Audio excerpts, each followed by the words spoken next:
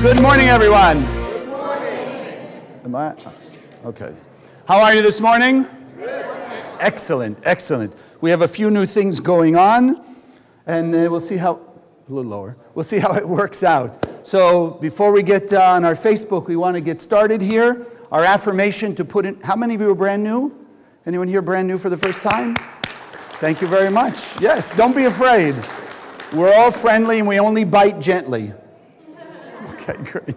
Okay, good. So in order to infuse in our consciousness the truth, that we'll be able to live the truth and bring universal peace and harmony, we're going to start with our affirmation so that it becomes more and more ingrained inside our mind and that we can live it during the week. So please, if you'll follow with me, let's say it together.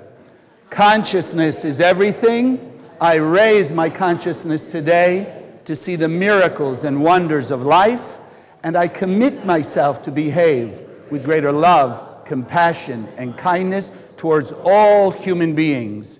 And so if I can get you to stand up and greet each other with love, kindness, and compassion, we'll start the energy flowing much more powerfully. Once again, it's very nice they've come to join us again, share a little bit of their energy. So we'll have some new energy, make some changes.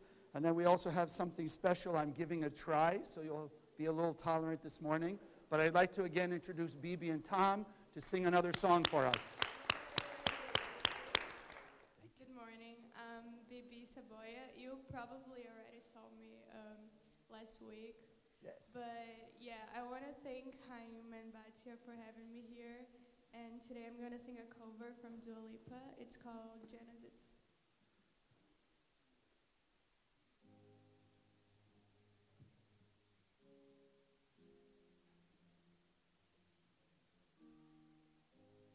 In the beginning, God created heaven and earth. For what it's worth, I think that He might have created you first.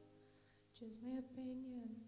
Your body is the one paradise that I want to fly to every day and every night. I've been sick and tired of running, chasing all of this flesh and lies. This late nights will mean nothing, so I just want to apologize. I'm sorry, so sorry.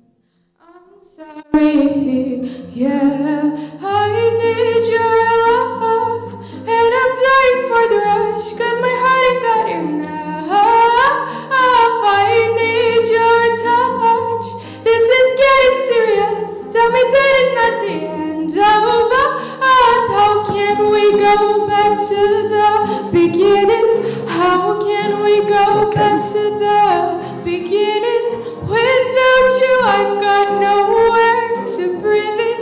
How can we go back to the beginning? Don't matter what's written, we can start all over again, all over again. Oh, how can I get you all over my skin?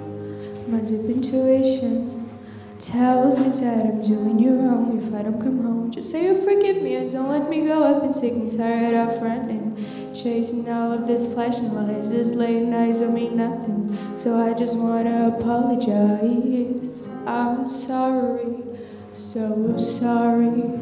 I'm sorry, yeah. I need your love, and I'm dying for the rush, 'cause my heart ain't got enough. I need your touch. This is getting serious. Tell me that it's not the end of us. How can we go back to the beginning? How can we go back to the beginning? Without you, I've got nowhere to breathe in. How can we go back to the beginning? You know, I roar like a lion for you. You know I'll keep rising till the sun stops rising. I need your love, and I'm dying for the rush, 'cause my heart ain't got enough. I need your touch. This is getting serious. Tell me that it's not the end of us. How can we go back to the beginning? beginning? How can we go back to the beginning? Without you, I've got nowhere to breathe in. How can we go back to the beginning?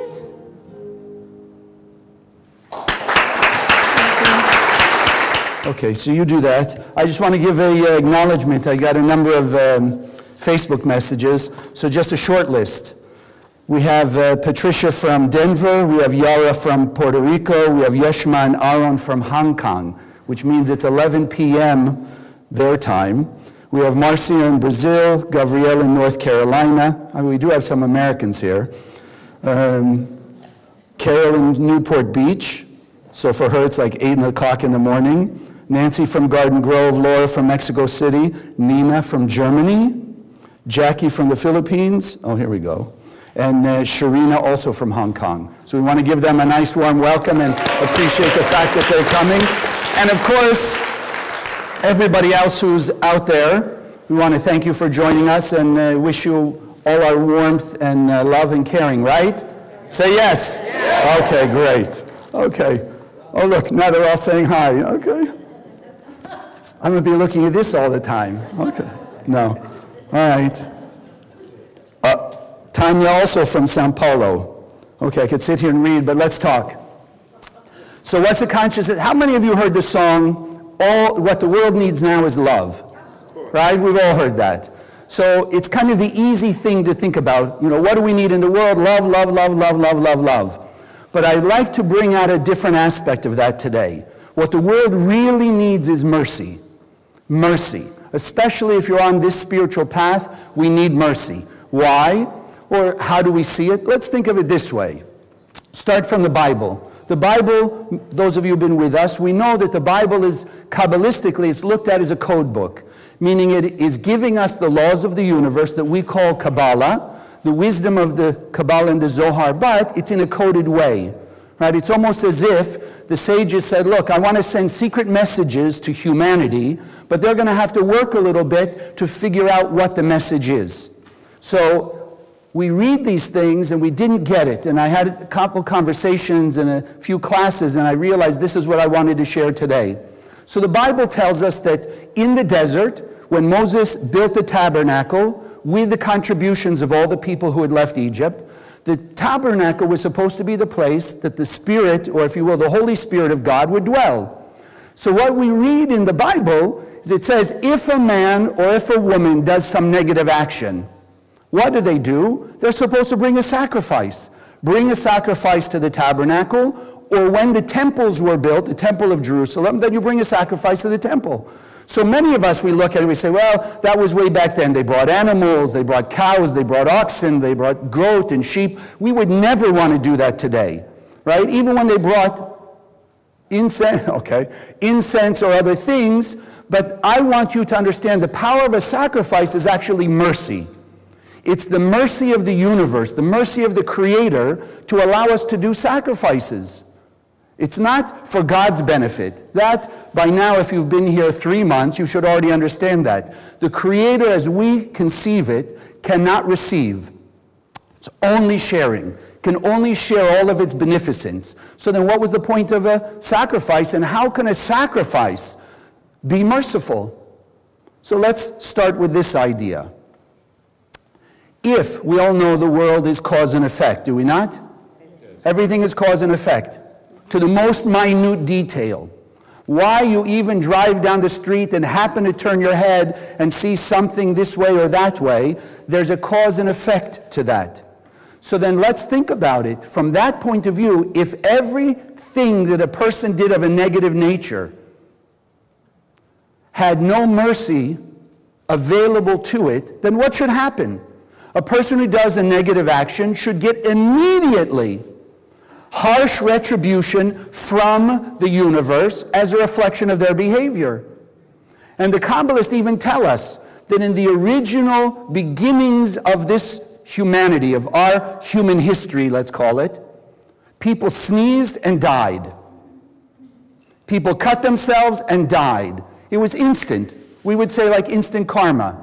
Till the time of the patriarch Jacob, And he came along, and if you read the story, it says he prays to God that he should be able to be sick. Now stop for a second. How many of us want to pray to be sick? Not too many. And I agree with you at this point. But to understand the history of it, Jacob, as a patriarch, was revealing something that existed in the cosmos that was not yet revealed, which was what?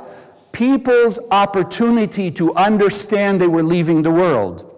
Because imagine before that, people with their loved ones, and all of a sudden somebody tripped, scraped themselves, a little blood comes out, and they keel over dead. Totally surprising. Jacob, in essence, was bringing mercy into the cosmos, allowing people to be sick before they died so that they could prepare their families, their affairs, etc., etc. Hundreds of years later, there was one of the kings who was able to bring into the cosmos actual healing. So if a person were sick, they could be healing. So how is this mercy? Because Kabbalistically, what is mercy? Two factors. Mercy is time, and mercy is light, as we'll get into. Time. The basic idea is time to do what? Time to reverse what we did. What was a sacrifice, if you think about it? Because I don't want to leave that in your head to go in the wrong way or take too much of your brain power. A sacrifice means in place of. If a human being had done something, let's say, so negative that they should leave the world or have major, major chaos in their life, the mercy of the universe was that they could bring a sacrifice that would be in the stead of or in the place of that person. So the animal then was sacrificed, or the food was then sacrificed, and the person was able to remain alive and continue their spiritual journey. The condition was that a person would overcome their negative behavior. And so the Kabbalists explain that in essence that sacrifice, that offering, as we'll call it for us, that offering was in place of and to repair the negativity they had created in the cosmos. The same thing, think simple. If a person dents a car, what's the only way to make up for that? Can you say you're sorry? You could say you're sorry, but does that repair the damage? No, so then what would be the only way you could make up for denting somebody's car? You have to repair it back to its original state. That was the idea of sacrifice, and that's why we've been given mercy in the cosmos. So the universe was both. It has strict judgment, but it also has mercy. The same as you and I. Let's be honest with ourselves. If something happens we don't necessarily like, what's our first thought? Is it mercy? Is it forgiveness and apology? Or is it, oh, I'm a little angry, a little resentful, a little hurt, right? Exactly. So we first come from strict judgment.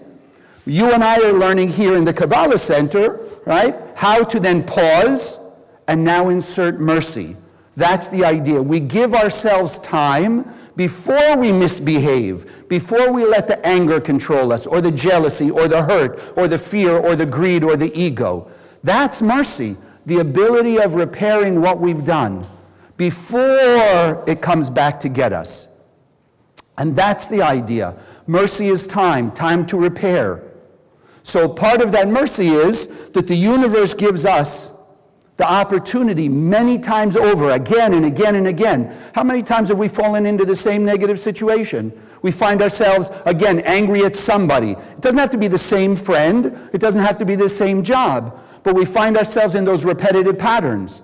You know what? I just got this new job. It's a lot better than the last one. But shortly thereafter, now I'm upset at somebody at work. They're acting just like that person in my last job. Yeah, I see the heads going like this. Yes, see, I see the heads there on Facebook too. Wait, maybe I should look over here. Yes, I see the heads over there, okay. You understand that? So, and that we do the same thing again and again. But you and I today are learning to look at it as the universe giving us mercy. Because before it gets too painful, too much suffering, we're given the opportunity to repair what we did.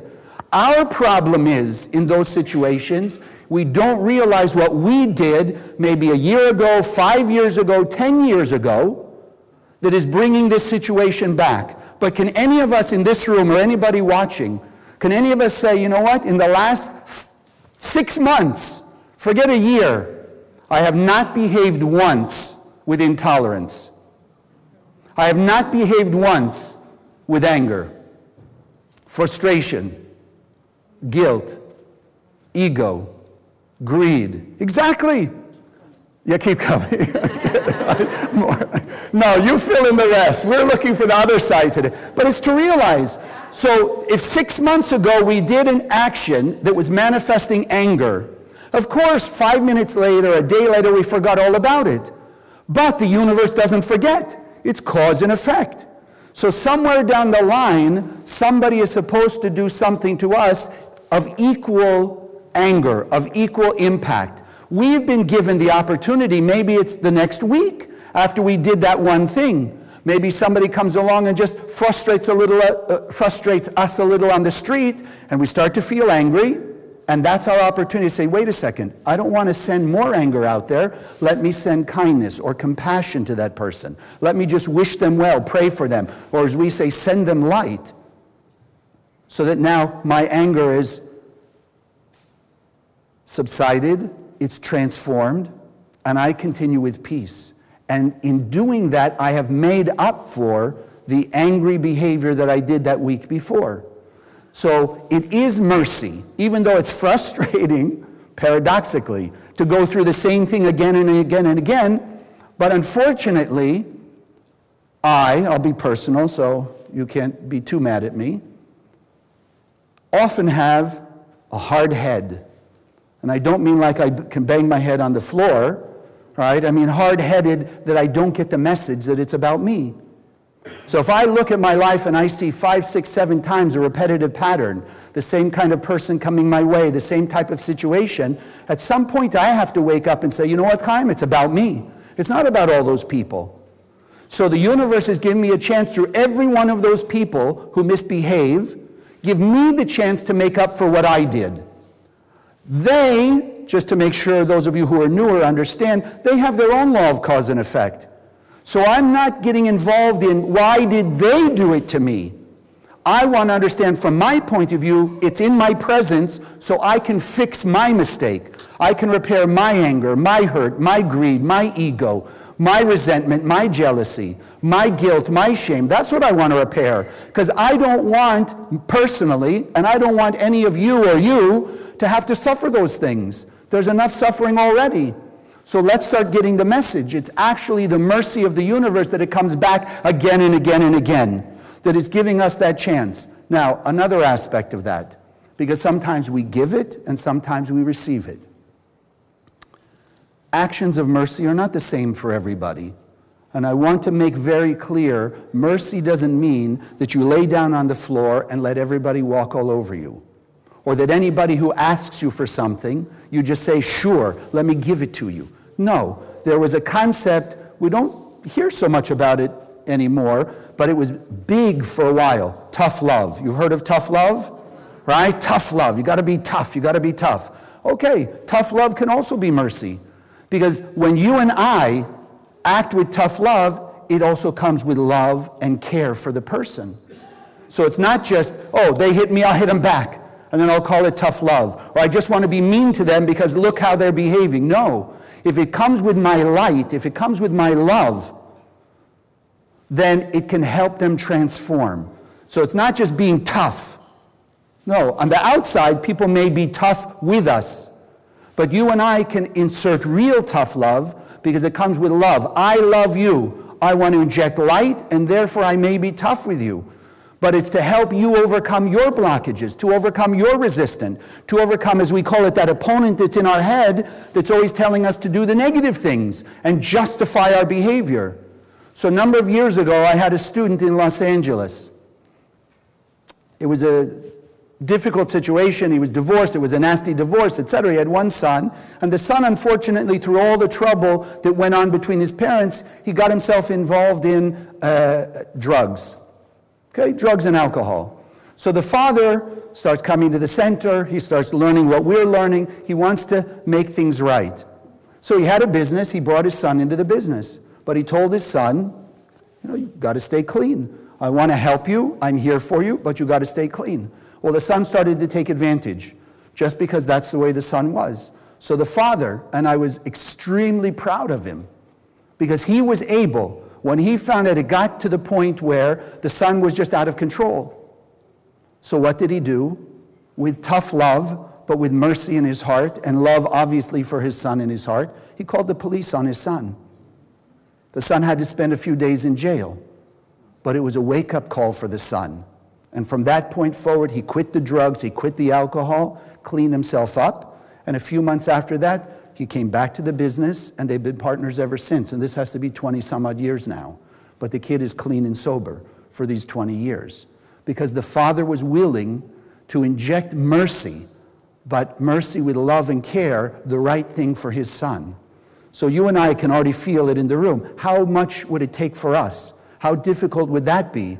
But if you're looking at it from that point of view, where's the mercy? How can I help them make up for and be clean? So in the end of the story, because his intent was with love and care for his son, it worked out very well.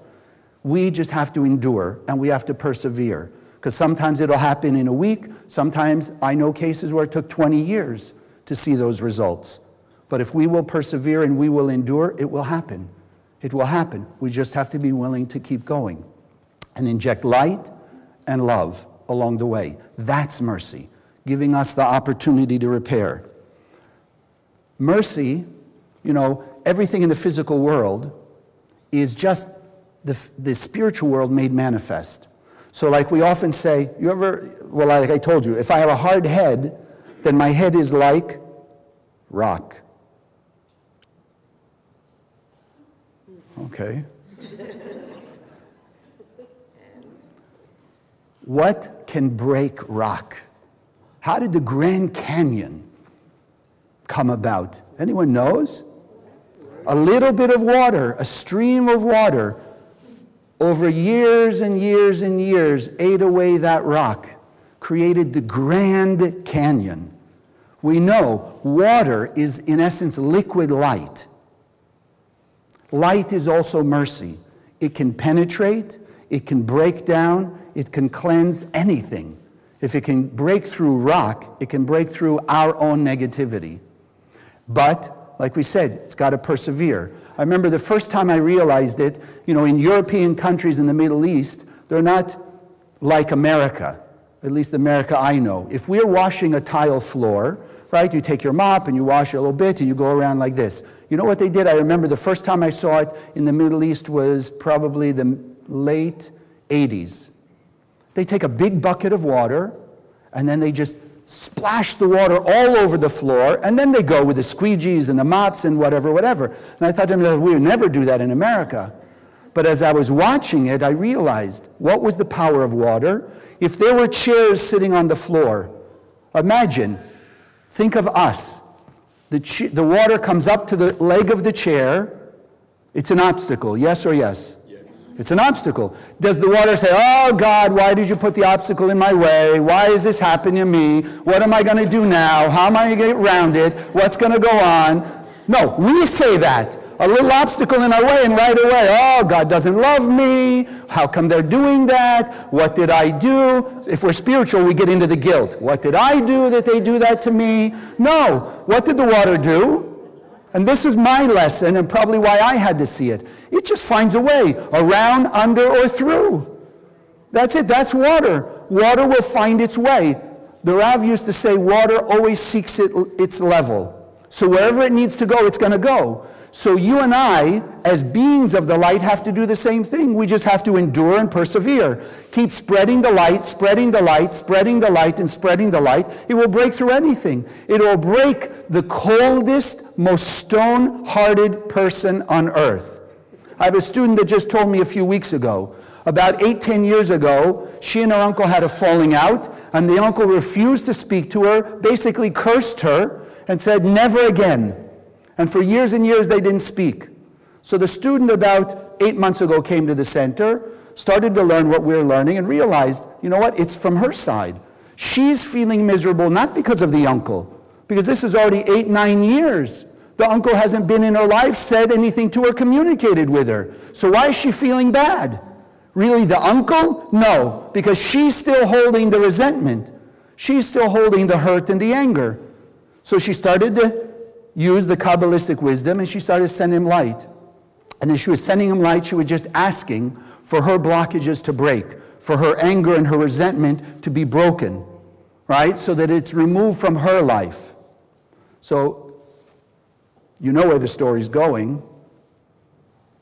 About 6 months later, there was a death in the family, a distant relative, and the uncle called her up to talk about the death of the relative, and they started now talking again.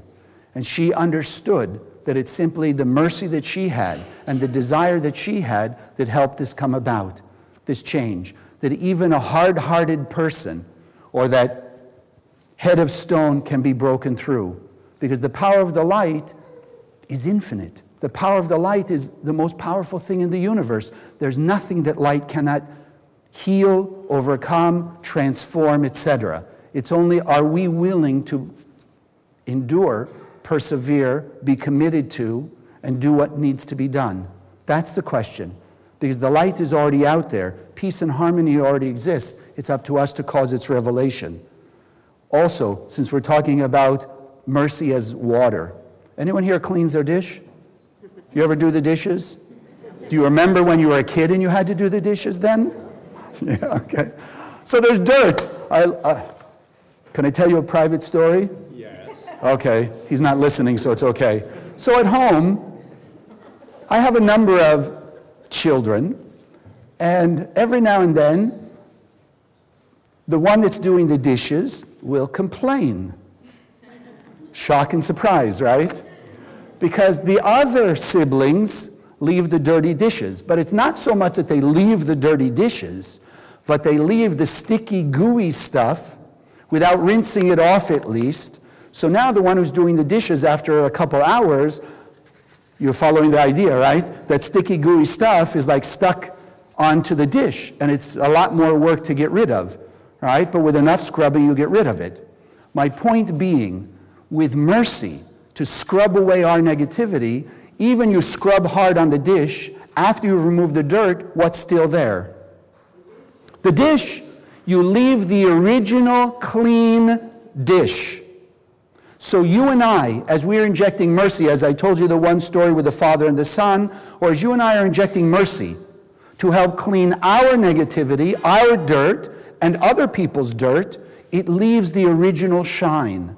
It's not that a piece of the dish goes away. It's not that a piece of our true light nature goes away. When we clean our negativity, what's left revealed, like that dirty dish. If you cover a dish in mud and you can't see the dish, and then you wash it with water, metaphorically mercy, what begins to be revealed as you wash away the mud? The original perfect dish. The same with us. As we do our sacrifices today, as we're injecting mercy to other people and other things, then we're washing away our negativity, and what shows up? And we haven't said it in a long time, if I remember right. I am a pure and perfect being of light. God created only perfection. So each and every one of us are pure and perfect beings of light. And I would like you to remind yourself again by saying it with me. I am a pure and perfect being of light. So then when I'm washing away my anger, my fear, my greed, my ego, I am washing away the negativity, that mud that is accumulated on me, and I'm revealing again my pure and perfect beingness. My pure light is being revealed again. So it's not that I'm changing per se, I'm just revealing what's always been there. That's the power of mercy. So when you give it, you get it. Because the universe is cause and effect.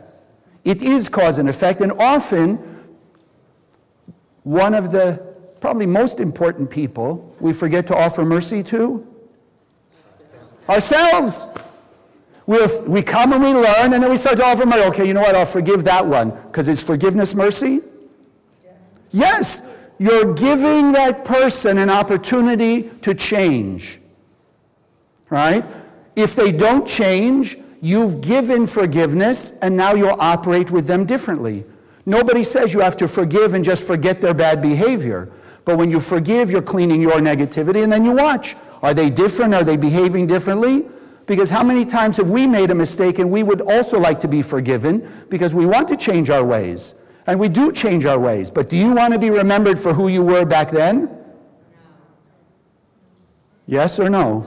Of course not. We want to be known as the person we are today, who've removed our negativity. And not the people who are, oh, Chaim, I remember you in college, and na. Yes, I'm not saying anything. Okay, another embarrassing story. So my daughter last night, she's the youngest of our kids. She's going to be 18 in the summer. And I have to tell you honestly, we have 3 boys and a girl. The boys, I'm a male, they're a male. I'm kind of used to what happens. But my daughter, oy, oy, oy. Just to watch her grow up, my little baby like this, and now she's graduating high school and, growing and all the rest of it, it doesn't, I'm just telling you I should see her as she is now. I'm still remembering her like this. Now I look at the grown-up and I look at this and I think, wait a second, where's this one? So she asked me last night, Abba, I don't know why, maybe I shouldn't say this. She says, Abba, in college, were you a player, Abba? I said, a what? Who are you? So I said, look at the television. We're watching television. Okay. But it's just, okay. Yeah. Look at the people on Facebook. That's the same answer. No, I was very sweet and innocent in college. The point being, wait, let's see, are they still watching me? Okay, they're still there. Okay, great. Hello, anybody here? Oh, who's telling? Oh, good. Yes, Puerto Rico, Florida, North Carolina. Okay, great. So the point being, when we give mercy, we go back to the original self. Cause and effect, we want to offer mercy to ourselves. Because the more light we shine, the more light we can shine and influence other people. So I have a student that I made her. She came in, she told me the whole story about how she, all the terrible things happened to her and really how low she feels. So I said, look, you've got to start telling yourself, and she'd come a few times here. So I said, I want you to think about yourself when you look in the mirror and brush your teeth or whatever, and remind yourself, I am a pure and perfect being of light. I love me. I won't tell you her name, but look in the mirror and say, I love Chaim. I love you. So she kind of gave me that look like, sounds good, but I'll never do it. So I picked her up, I took her out by the bathrooms where those mirrors are, and I made her look in the mirror and tell herself she loved herself. And you should have seen the fight. She gets in the mirror, I said, okay, tell yourself you love yourself. She couldn't let the words out. I said, well, you're not leaving until you let the words out. So she finally started, and you could just see like this dirt leave, like these shells break, right? So often we have to do the same with us. Just look in the mirror. You're looking in the mirror a few times a day anyway. Remind yourself you're a pure and perfect being of light and that you love yourself. Because if you can love yourself and give yourself mercy, it's easier to give other people mercy also. And remember, the more mercy we give to ourselves spiritually, and the more mercy we give to other people, then the universe will be merciful with us. It will give us another chance before we fall to our chaos, before we get the brunt of our negativity. It will give us that other chance to repair what our negativity is. So as we're going to inject mercy today, kindness, forgiveness, love, compassion, humility, generosity, those are our sacrifices.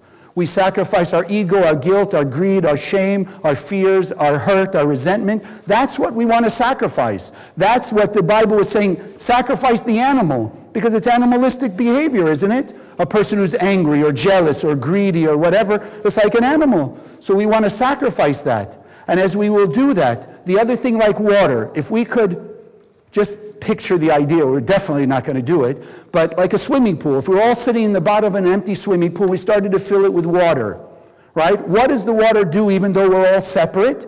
The water creates a unification. The water creates a oneness. The water brings unity to humanity. That's what the light can do, and that's why every meditation we do, as we will do again today, we're spreading the light to everybody. Because mercy also means we feel the other person.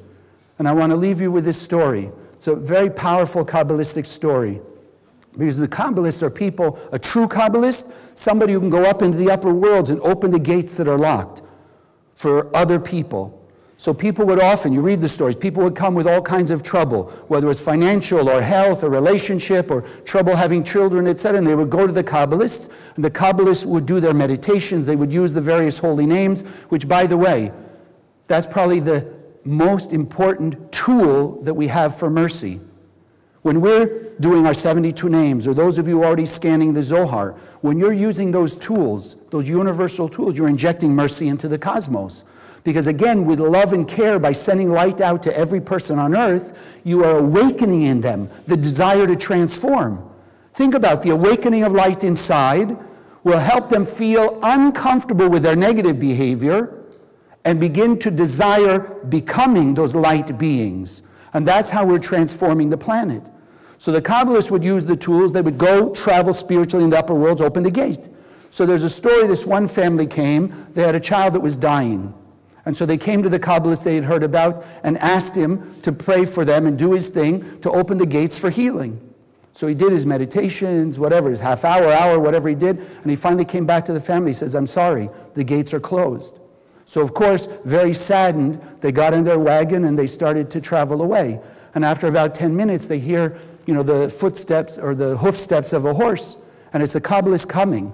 And he comes up to them and he says, they look at him and say, "Oh, were you able to open the gates?" He says, "No." He says, "I was unable to open the gates, but I thought, you know what? If I can't join with you in the healing, then at least let me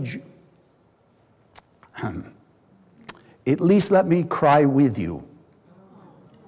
And it was in that crying that they say the gates of tears opened up and the healing took place.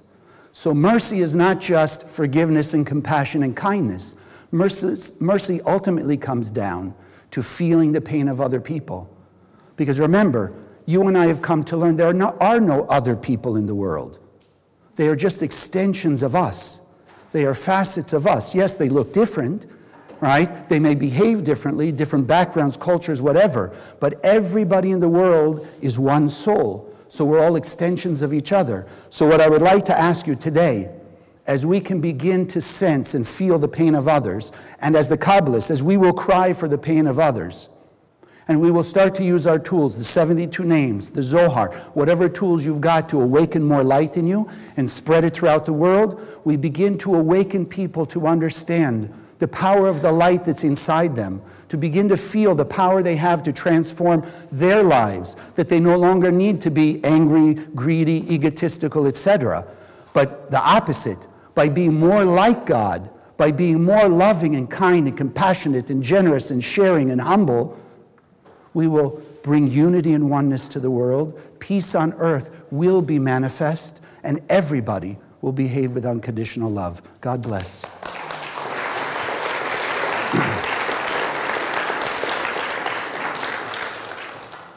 Okay. So, for those of you who are new, we are a charity. We are supported by you. So at this moment is when we bless our offering. And the offering is anything that you want to share to help support the projects of the center, and just to support Spiritual Sunday, besides the fact of helping us to grow our Zohar project. So again, those of you who don't have one of these, as you'll see in a few moments when we do the meditation, please at least get one of these pocket Zohars. You can keep in your pocket, your purse, your briefcase, your car, keep it at your office. It just shines the light of the Creator. But I want to take that moment to just bless the offering so that we put energy in it so it does more for you and does more for the world. Those of you who are on Facebook, do the meditation with us, and then please go on my Facebook page. You'll see how you can give. It's giving@kabbalah.com. You'll find the link on the Facebook page. And if I can ask, while I'm talking to people on Facebook, sometimes we get in technology and we just push the button to give, and there are various projects. Please, if it's okay with you, just Facebook me, just a yes, I went on and donate, so we can make sure that your donation that's going through Spiritual Sunday will be able to be acknowledged that it came through Spiritual Sunday, because sometimes it just shows up over there and the administration doesn't know where it's coming from. So if you do that, it'd be wonderful. Also, another way to share before we do the meditation, I'm reminding myself, we set in the January, for those of you who are here, that we would like to, let's say by August, we'd like to have 5,000 viewers on Facebook. So somebody mentioned to me, a few people now, all you have to do is go on Facebook, you see the share button, and just push it. When I mentioned it to a few people, they said, oh, I didn't know I could do that. Oh, I didn't know I could do that. I'm happy to do that. So that made me realize that some of you don't know where this is being recorded. If you go on my Facebook page, like about an hour after we finish, just go on there, look for the video of today, and just push share. It goes on your timeline, all your friends will see it.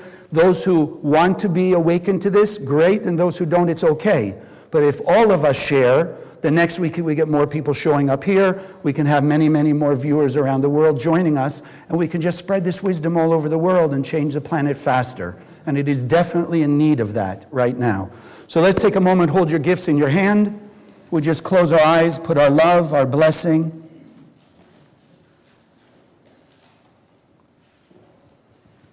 Just to empower this gift and this offering with your love, with your light, that it goes out and touches the heart and soul of every human being on earth with love and mercy, to touch their heart and soul, that now, right now, becomes the time of transformation for them. The time they awaken to realize that they are also pure and perfect beings of light, and that they make now the time to make their transformation. So we send this gift out with our love to the world, bringing the light of the Creator to completely fill the spiritual environment, that everybody will be able to draw directly and only on the love and the light of the Creator. And that we'll all be blessed with all the abundance and goodness that the Creator set out for us. And we open our eyes and we say, Amen. So now we're going to do our meditation. What you see in front of you, yes, it says the power of water, but it's really awakening the energy of mercy, as we discussed today. So you have 3 Hebrew letters, and the Hebrew letters don't come from anyone. They come from the endless world. They are portals to the light of the Creator. So they are more powerful than any energy in the universe, right? And they bring us and channel the light. So even just as you look at it, you're letting the energy flow through those entities, through your eyes, awakening the light in your soul. So just look at them. The shapes are unique. That's what allows them to channel their unique frequency of energy. And the 3 combined, from right to left, the names are Vav, Mem, Bet. Vav, Mem, Bet. All right? So keep the name in your mind. Just look at them so it's in your mind's eye. The shape, the energy, Vav, Mem, Bet. The power of mercy. Okay? If you close your eyes, sit comfortably in the chair, feet flat on the floor, hands in your lap. Begin just taking a few deep breaths in through the nose. Hold the breath for a moment. Exhale through your mouth.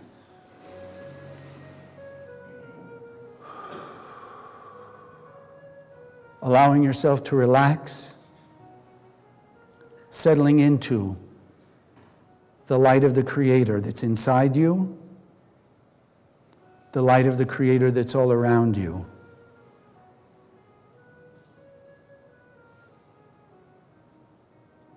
As you exhale, letting go of whatever tension and stress, any blockage you may have been holding on to. Just let the light flow through you, smoothly, peacefully.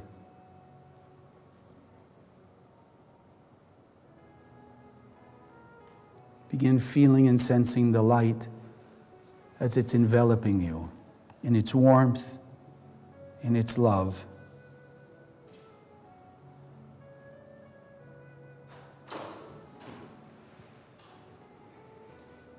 And now let's envision the 3 entities, the energy forces of Vav, Mem, Bet. As the light channels through them, allow it to reach into your soul, awakening a new level of mercy, new intensity of light that we're sharing with others, to allow them the time to make up for their negativity, to heal themselves of whatever negativity, whatever negative behaviors. And as we're sharing that mercy with others, we know that it's happening for us also. Overcoming our negative behaviors, allowing our pure and perfect light beingness to shine.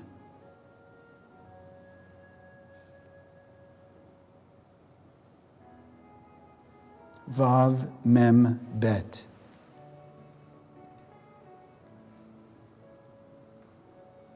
Take a moment to see yourself in some negative behavior that you have done, and let this light shine to that version of you that behaved in that negative way, giving yourself also mercy and allowing yourself now to make that change, to no longer be that person.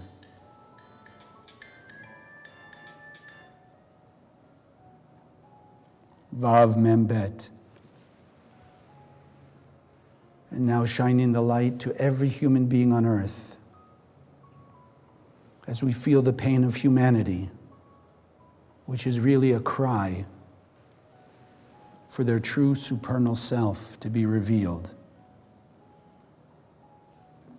So we envision the light of mercy as we're sending it to them, to be like that water that removes the dirt, removes all negative influence, and allows to be revealed their true light beingness, their true supernal self, that is one of unconditional love.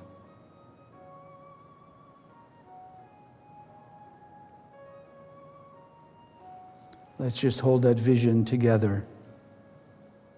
Peace on earth, mercy, the light awakened in every person on earth and surrounding the world.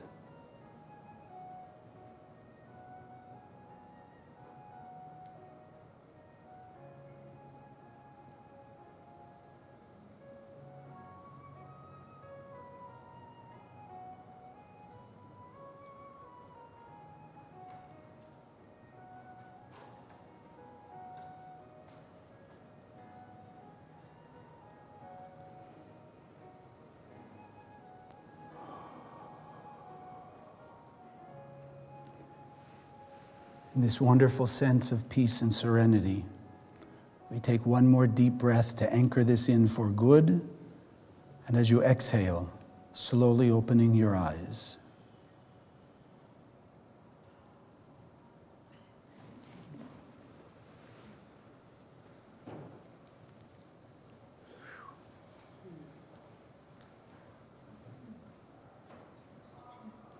Let it settle in.